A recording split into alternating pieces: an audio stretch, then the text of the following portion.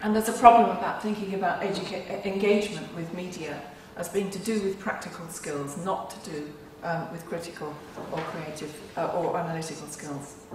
So just moving on, I probably won't spend too much time on this because multimodality theory is not a big issue for you anyway, but just to sort of quickly go through this and offer you some questions. I think rather than having this project or instead of having a project to try and produce a kind of universal grammar for all communication, it would be much more interesting to be thinking about texts in terms of how multimodal they are. So, for example, this notice here, okay? This is multimodal. It's written in it's got a particular typeface. It's laminated.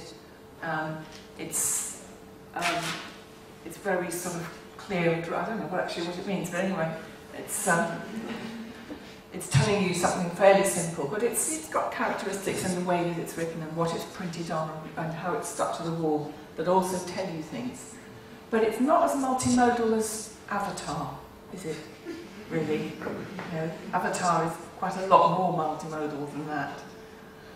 And I think you could argue, in fact, that film is the most multimodal system we have.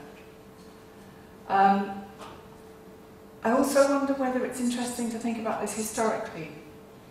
You know, haven't human beings, or some human beings, always wanted to try and make texts a bit more multimodal? So the Greeks, you know, the Romans didn't just carve statues, they painted them to make them really, really real.